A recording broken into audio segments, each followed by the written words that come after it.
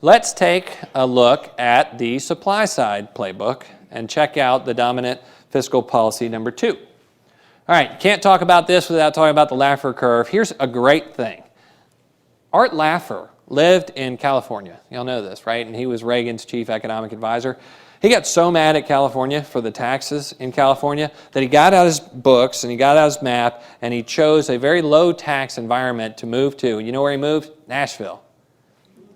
What a great thing for Tennessee. If you're me, you're excited about that. All right, so here is the Laffer curve, which he drew on a cocktail napkin, supposedly with Don Rumsfeld and Dick Cheney and some other people back in the late 70s, and then, you know, Kemp picked it up and it became the premise for the tax cuts for Reaganomics. But basically what he said was, once you get taxes up to a high enough level, if you want to increase tax revenues, maybe what you ought to do is decrease the tax rate because it'll unlock the incentive to work and produce.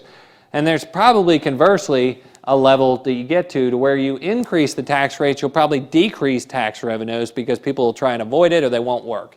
Now, to make sense of this, if the government was taxing 100% of your income, would you go to work?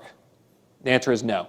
Funny thing is, and I don't know whether this is true or not, but he challenged the Congressional Budget Office, actually sent them away and said, figure out what the calculation would be at 100% of revenues, and they came back with some big number. And he said, well, you're kind of missing the boat here because nobody would go to work. And they went, oh, that was a waste of time. All right, so here are the supply side principles. First of all, the mission is to lower the barriers to producing goods and services. Simple as that. The method is to lower taxes on income and capital, simplify the tax code, reduce the size of government, reduce regulatory burdens, pursue sound money policies, and embrace trade and immigration. The magic is this: it increases the incentives to produce, which increases economic activity and therefore tax receipts, a la the Laffer curve. So let's go back in history and see if we can pull out a period run by these principles. Obvious to everybody, that'd be the period of Reaganomics. And so Reagan slashed the highest income tax rate early in his presidency from 70% to 28%. He reduced the income tax brackets from 15 to 2, simplifying the code and closed loopholes. He also reduced the capital gains tax from 28% to 20%, broke inflation by significantly tightening money supply, reduced the pace of federal spending, eliminated price controls and regulatory burdens, which were the hallmark of the late 70s, and reduced union influence over industry with the control tower people instantly, and then promoted free trade. So here is federal spending to GDP during the 80s, and I'm extending that out to 2000.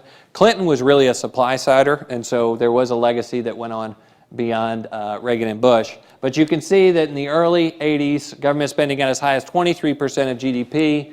By the end of 2000, it was about 18.5%. Now, a lot of people say, yeah, but what about the Reagan deficits? Well, that's true. Reagan did run big deficits early in his tenure. But I will tell you that this is defense spending relative to GDP, and so the deficits were really spent on a temporary measure trying to win the Cold War. Once that was passed, you can see as a variable cost, the deficit declined, a little different than the entitlements. All right, so what were the results of Reaganomics? Well, U.S. GDP grew 40% between 80 and 90. Here's the Laffer curve. Tax revenues grew 100% between 80 and 90, even though he cut tax rates. U.S. stocks returned 18% annually between 80 and 90. By the way, that's back when my dad started the business. Yeah, he's in Florida. The unemployment rate fell from 6.3% to 5.4%, and we added 16 million new jobs. I think that's 18. And the inflation rate fell from 14%, as we saw in 1980, to 4.6% in 1990. All right. So it's time to crown a winner.